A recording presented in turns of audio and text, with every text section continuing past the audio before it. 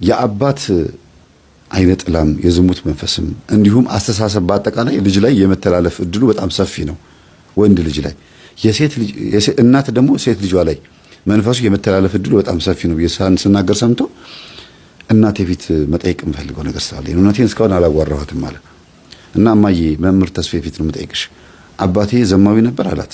እንዴ ከዘማዊነትም ከስንት ነገር ነው ስንት ነገር አልፏል ተው እስቲ ይላሉ። ለምን እኔም ብቻ ወለዳችሁ? እንግዲህ አንዱ ወንድምህ ሞቶብኛል፣ አንዱ ደግሞ እንደምታውቀው ጥሎኝ ሄዷል። አንተ ብቻ ነው የቀረኸው አሉት። አይመስለኝም እማዬ ወልደሽን ነው ግን አለ።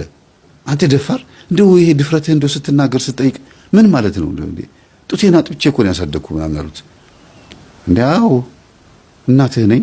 እሱም ደግሞ እንግዲህ እናቴ ከሆንሽ ልጅሽ ከሆንኩኝ ምንም ባንቺ የወጣሁት ነገር የለም። አባቴም ዘማዊ ከነበረ ምናልባት መምህር ተስፋዬ እንዳስተማረው የዝሙት መንፈስ በዘር ብቻ ሳይሆን በቡዳም ይተላለፋል፣ ቡዳም ይበላል ይባላል። እና ምናልባት አባቴ እኔን በቡዳ በልቶኝ ቢሆንስ?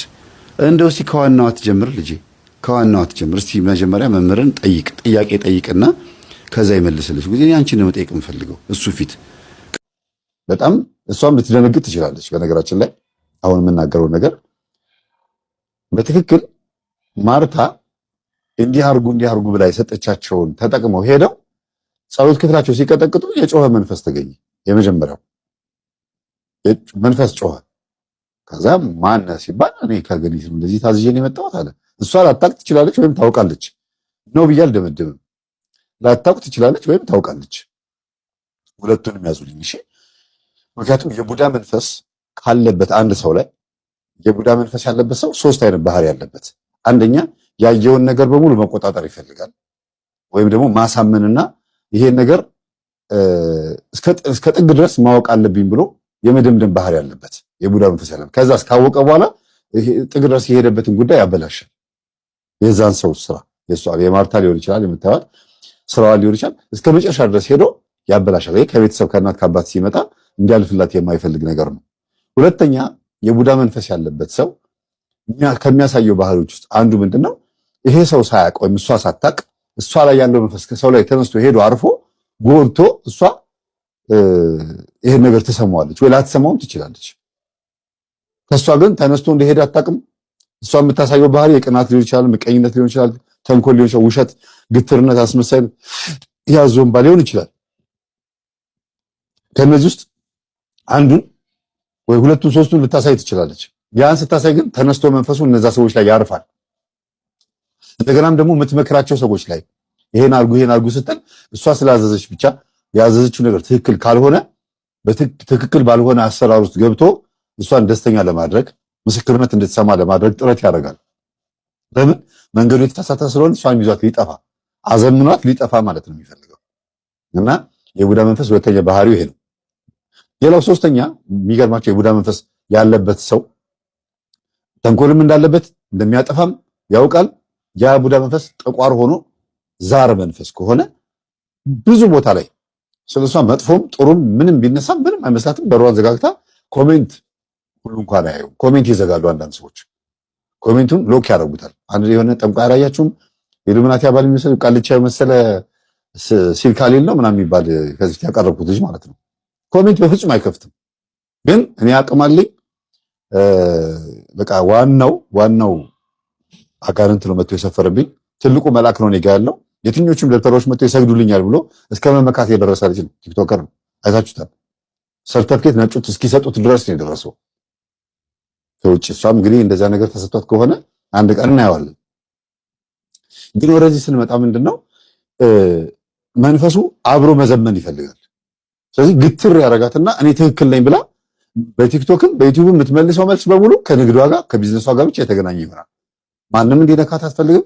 የምትመልሰው መልስ ራሱ ከቢዝነስ አንጻር ነው፣ ከግትርነት አንጻር ነው። ለተነገረባት ስለሷ የውርደት ቃል የሚሆን የትምህርት የተግሳጽ የሚሆን የምንም እሷ የምትመልሰው ግን እሷ የምትፈልገውን ፓርት ብቻ ነው። ወይም ደግሞ እኔ እንዲህ አይነት ሰው አይደለሁም ግን እንዴት እንደዚህ ትለኛለህ የሚል ይሆንና ከዛ ቀስ እያለ እየጋለ ይመጣና ከዛ ሌላ ነገር ውስጥ ይገባል። ለመበቀል መንፈስ መላክ ምናምንና ጸበል ቦታ ላይ የጮሆ መንፈስ ጸሎት ክፍል ውስጥ ሲቀጠቀጥ ተነዳ ተናገረ። ማርታ ነኝ አለ። እንግዲህ ምን ትሉታላችሁ? ማሚ ነኝ የማሚ አምላክ ብቻ አይደለ እንዴ? እሷ የማሚ አምላክ የምትለው ማን እንደሆነ አሁን አልናገረው። ማን ነው የማሚ አምላክ? እግዚአብሔር ነው አይደለም? ነው ብላ ልትወጣ ትችላለች። አይደለም ምክንያቱም ነው ካለች አወጣዋለሁ። ማን ወደኋላ ሄጄ ላይፍን አመጣለሁ። ወደ ጎትቻ አመጣውና ቁጭ አደርገዋለሁ። ግን አሁን ስለ ማርታ ባክግራውንድ ላወራ አይደለም የመጣሁት። ማርታ ወደኋላ ብዙ ላይፍ ያሳለፈች ሰው ልትሆን ትችላለች።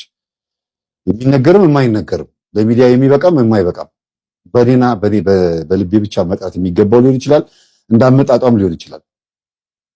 ዝርግፍ የሚደረግ ነገር ሊኖር ይችላል። ግን ዋናው ትልቁ ነገር ምንድነው?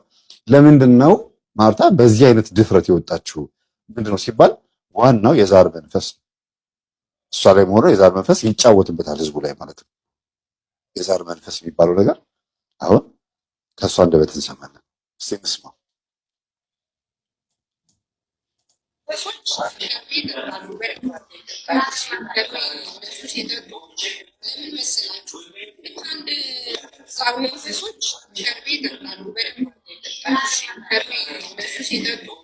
ለምን መሰላችሁ? አንድ ዱርዬ ወይ አንድ ሰው ድራግ እንደሚጠቀመው ሁሉ ከርቤ ሲያጠጡት እነሱ ይሄ መንፈሳቸው ላይ ያለው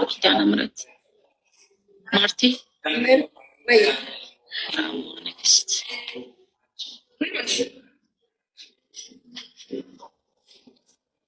ከላይ የተወሰደ ነው ቪዲዮ፣ ስክሪን ሪከርድ የተደረገ ነው። ብዙ ቪዲዮዎችን ማቀርብላችሁ በደንብ በትዕግስት አዳምጡ። ለእያንዳንዱ ነገር መልስ እሰጥበታለሁ። ዋና ዋና ለምለው ነገር ማለት ነው።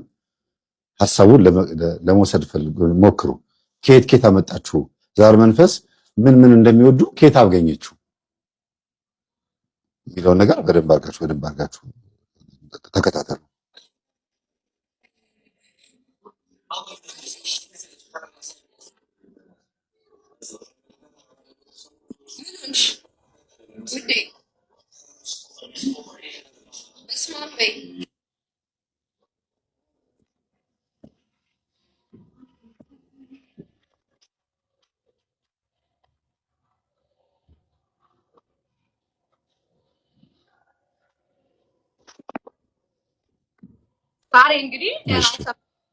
አሁን ስለ ዛር መንፈስ እያወራችበት የነበረ ቪዲዮ ነው። ይሄን ቪዲዮ ላይቭ ላይ ስታወራበት የነበረበት መንገድ ነው። ወደ ዋናው እመጣላችኋለሁ። አሁን ከዚህ በኋላ የምትሰሟቸው ቪዲዮዎች እሷ ለንግድም ይሁን ለሽቀላ ለማንኛውም ነገር የምትጠቀምባቸው ቪዲዮዎች ናቸው። ወደ ዩቲዩብ እንዲሄዱ ሰው ወደ ዩቲዩብ እንዲሄድ ከዛ ዩቲዩብ ላይ ደግሞ በደንብ አጎ ሰምቶ ኢቭን ከደብተራዎች ጋር ሁሉ ጸብ እንዳላት ነው የምትናገረው። እንዴት እንደዚህ ታስተዋውቂብናለሽ? እንዴት እንደዚህ ተናገረሽ? ህዝቡን እኮ እየጎዳሽ ነው ብሎ በዛ በኩል ደብተራዎቹ ይናገሯታል። በዚህ በኩል ደግሞ ይሄንን አሰራር እያለማመደች ያለችው ጥሩ ወዳልሆነ መንገድ እንደሆነ እኛ ደግሞ እንነግራታለን።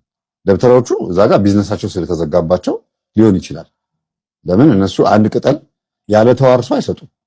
አንድ ቅጠል ያለ ድግምት ቅጠሉ ላይ ደግመውበት የሆነ ነገር አድርገውበት ምናምን ብለውበት ነው የሚሰጡት።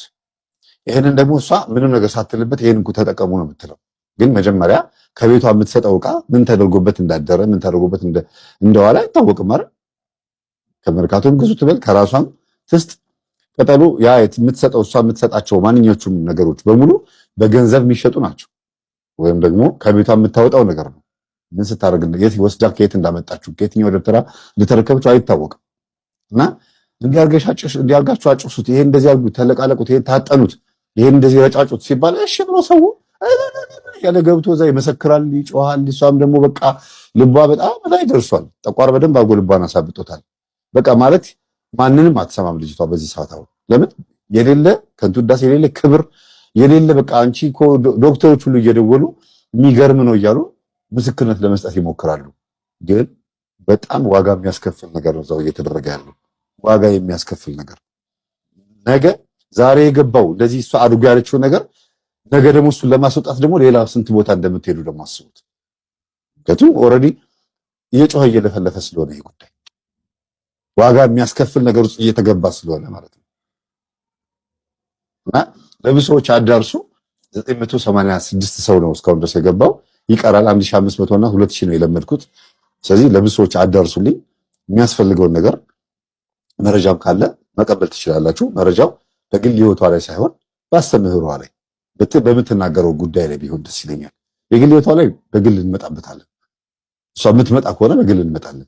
በትምህርቱ ላይ ግን የተሳሳተ መንገድ እየሄደች እንደሆነ ነው እንግዲህ የምንነጋገረው። አሁን እነዚህ ቪዲዮዎች ወደ 48 ደቂቃ ወደ 50 ደቂቃ የሚሆን ቪዲዮ ነው የሰበሰብኩት። እነዚህ ቪዲዮዎች በጣም ብዙ ናቸው። እስቲ ኪንታሮት ስቃይ ብላ ያወጣችው ነገር አለ። እሺ ነዳ ፈነዳለን። አለበለዚያ መዝምዞ አውጥቶ ሊያበተን ፕላስተር ልንተኛ ስንል ሌሊት መለጠፍ መዝምዞ ያወጣዋል። እዛው ከፈነዳ ፈነዳለን። አለበለዚያ መዝምዞ አውጥቶ ሊያብጥ ይችላል። ጠዋት በበረዶ አዘጋጅተን በበረዶ እናፈነደዋለን ማለት ነው። ስሩን ነቅሎልን ነው የሚያወጣ። ይመቻችሁ። እሺ ለ3 ቀን ገና አሁን እነዚህ ነገሮች ቀስ እያሉ በኋላ ደግሞ ያደጉ ሲመጡ ታያላችሁ ምን እንደምትል። ይሄንን እንዲያርጋችሁ ለ3 ቀን ተጠቀሙታች። ከዛ አጋንንት ሁሉን በሽታ አጋንንት ብለው ነው ብላ የምታስበው። በመሰረቱ ይሄ አይባልም። ሁሉን በሽታ ሁሉ ነገር ከአጋንንት ጋር ማያያዝ ተገቢ አይደለም። ስጋ በራሱ ታማሚ ነው። ይሄንን ታማሚ ሟች ሲፈልግ የሚቀዘቅዝ ሲፈልግ የሚሞቅን ስጋ ተሸክመን ሄደን ሁሉ ነገር ከአጋንንት ጋር ማገናኘት ተገቢ አይደለም። የምንበላው ምግብ ሲጋጭ፣ ለምሳሌ ሎሚና ወተት ስለማይስማማ ሎሚ መጠን ወተት ብንጠጣ ወይም ደግሞ ስፕራይት ጠጥቶ አንድ ሰው ወተት ቢጠጣ ስፕራይት ከሎሚ ስለሚሰራ ማለት ነው ሆዱ ሊያመው ይችላል። ይሄ አጋንንት ነው ማለት ነው አይደለም። ግን በእያንዳንዱ ነገር ውስጥ ሁሉ ነገር አጋንንት ነው ታስብና መድኃኒቱ ግን እኔ ጋር አለ። ምንድነው? ይሄ እንዲህ ስታረጉት፣ ይሄ እንዲህ ስትበጠብጡት፣ ይሄ ስትቀምሙት ትድናላችሁ ትላለች። ሁሉ ነገር ከአጋንንት ጋር ማያያዟም ስህተት ነው። እንደገናም ደግሞ ለዚህ ነገር መፍትሄው ቅጠላቅጠልና ስራ ስር ነው ማለት በጣም ያስቃል። እና ይሄንን ደግሞ አሁን ከዚህ አሁን ደግሞ ስትሰሙት ደግሞ ምንድነው በምትለቃቸው ቪዲዮዎች ሲተቿት ወይም ደግሞ ደብተራዎች ሊሆኑ ይችላሉ ብቻ የሆኑ ሰዎች የሆነ ነገር ብለዋታል መሰለኝና የምታወራበትን መንገድ ስሙት። ኢትዮጵያ ላይ ገና በሄሊኮፕተር እናስረጃለን። እንደዚህ መተተኛና ድግምተኛ እንደዚህ የሚያጓራ ከሆነ እንዳታቆሙ፣ በደንብ እርጭት አድርጉ። ደስ አይበላቸው። እነሱን ደስ እንዲላቸው ነው እንደምንረጨው። እኛ ሰላማችንን እርኩስ መንፈሳቸውን ለማርከስ ነውና አርክሷቸው። አያችሁ፣ በሚረጭ ነገር እርኩስ መንፈስን ማባረር። እሷ የምታዛቸው የሚረጫቸው ነገሮች አሉ። እርኩስ መንፈስ በዛ ሊሄድ በመስቀልም ቀጥቅጠ ነው። ማርቆስ 9:26 ላይ ምንድን ያለው? ጌታ ሆይ በስሜ አጋንንት ይወጡላቸዋል ብለህን ነበረ፣ የሰውን መንፈስ እናስወጣ ብለን የአንድ ሰይጣን ግን አልወጣም አለን አሉት። እንግዲህ በስሙ አጋንንት እንዲገዛ ነግሯቸዋል። በስሜ አጋንንት ይገዙላችሁ ብሎ ስልጣን ሰጥቷቸው ነበር። ግን አንድ መንፈስ እምቢ አላቸው። ስለዚህ ይሄ ሐዋርያትን ሲታገል የነበረው ውጣ አልወጣም ሲል ጾም ጸሎት ጭምር የሚያስፈልገውን ሰይጣን ይህ ሰይጣን ያለ ጾም ጸሎት በስተቀር በሌላ አይወጣም ብሎ ማርቆስ 9:26-28 ላይ የተናገረውን የክርስቶስን ቃል የሚያዋርድ ቃል ነው የምትናገረው። በጾም ጸሎት፣ በስግደት፣ በትጋት የምናባረረውን መንፈስ እሷ በቅጠላቅጠል ይወጡላችኋል፣ በሄሊኮፕተርም ቢሆን በሀገሪቱ ላይ እንረጫለን እንጂ አናቋርጥም ስራችንን ብላ ትናገራለች። ይሄን የተናገሯት ደብተራዎች ሊሆኑ ይችላሉ ወይ ደግሞ አቆሚ ያሏት ሰዎች ነው። ነገ እኔንም ደግሞ እንደዚሁ ትናገራለች። ግን የተሳሳተ መንገድ እየሄደች ነው። አነጋገሯ ላይ አለማወቅ ወይም ደግሞ የቃላት ዳህጸ ልሳንም አትሉትም። ዳህጸ ልሳን እኮ እውቀት ኖሮ ግን የቃላት ስህተት ሊሆን ይችላል። እሷ ግን ፈጽሞ በዚህ ጉዳይ ላይ ምንም ነች የለም። ዛር መንፈስ በመጽሐፍ ቅዱሳዊ በቤተ ክርስቲያናችን እንዲሁም ደግሞ መምህር ግርማን በሚያስተምሩት እኛም ጸበል ቦታ ላይ በምንሰማው አይነት መንገድ በፍጹም አታቆም ይችላል። ምንም ኤክስፒሪየንሷ ቤቷ ውስጥ እናቷ ሲያፈሉት የነበረው ቡና ላይ ሲያጓራ የነበረው መንፈስ፣ ትሄድበት የነበረው ጠንቋይ ቤት የነበረው ኤክስፒሪየንስ ነው ያላት። በጣም ብዙ ጊዜ ጠንቋይ ቤት ትሄድ እንደነበረ ነው እንግዲህ ታሪክ የሚያሳየው።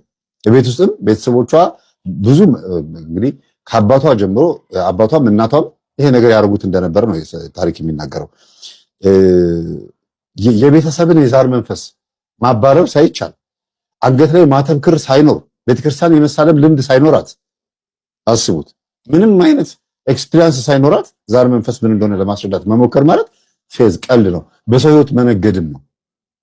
በሰው ህይወት መነገድ በጣም ከባድ ነው። ቤተሰቦች እንዴ ገነት እንድትገባ የተፈቀደላት ዋጋ የተከፈለላትን ነፍስ ማሳሳት ማለት እኮ ያስጠይቃል።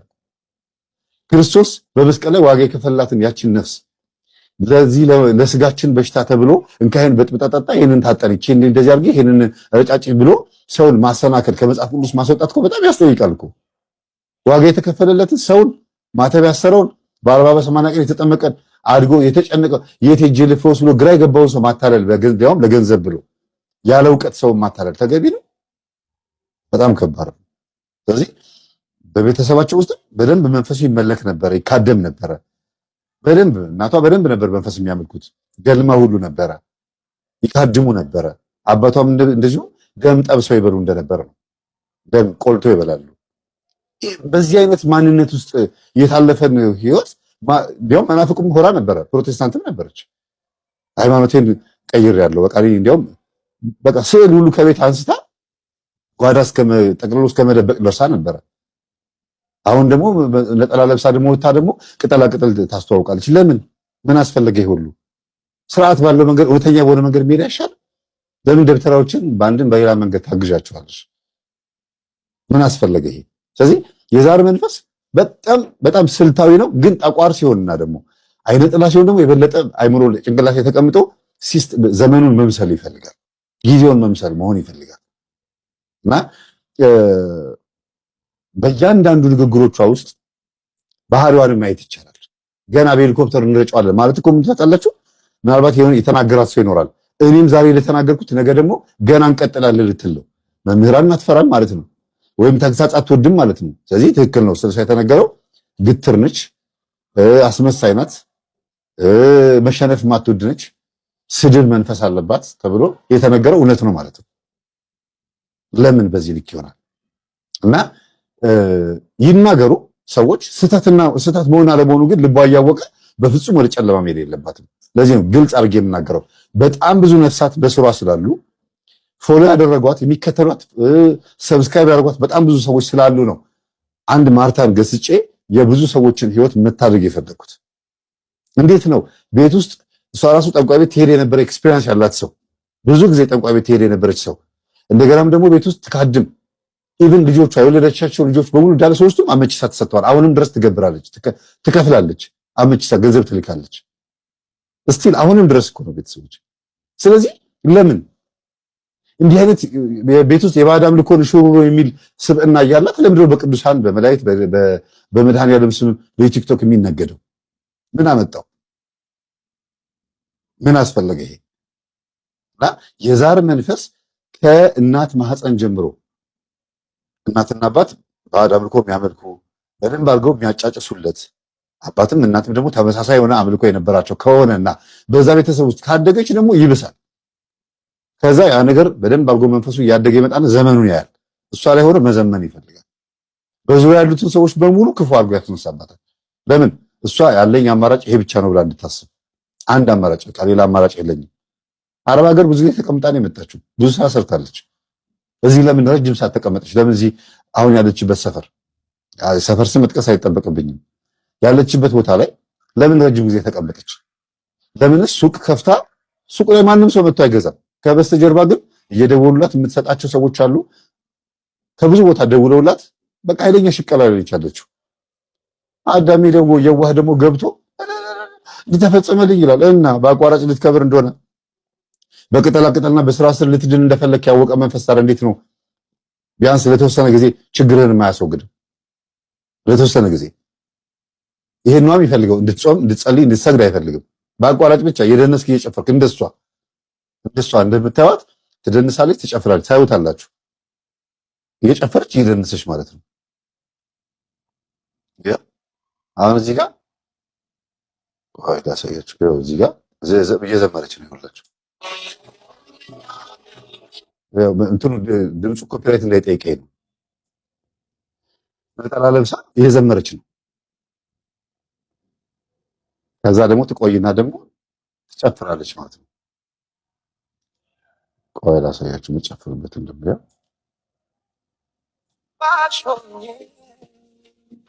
አያችሁ። ኮፒራይት እንዳይጠይቀኝ ነው ድምፁን ዝግት ክፍት 8 ሰከንድ ከቆየ እንትን ይጠይቃል። ከ8 ሰከንድ በታች መሆን አለበት። እንዴት ነው በዚህ ልክ? ያው እዚህ ጋር ተመልከቱ። እና እሷ የምትሰጠው ነው የመድኃኒዓለም መድኃኒት የሚሆነው። ያው መድኃኒቴ ብላ እየጨፈረች ሙዚቃ ያላችሁ በዘፈን ነው እንግዲህ። ይሄ ከመድኃኒዓለም የተሰጣት ጸጋ ነው ከተባለ ወይም ደግሞ ይሄ በቃ ፈውሱ እግዚአብሔር ስም ተጠርቶ የሚባልበት ነው ከተባለ ምንድን ነው እንደዚህ አይነት ውስጥ የገባቸው? ይሄ ጥበብ የማን ነው?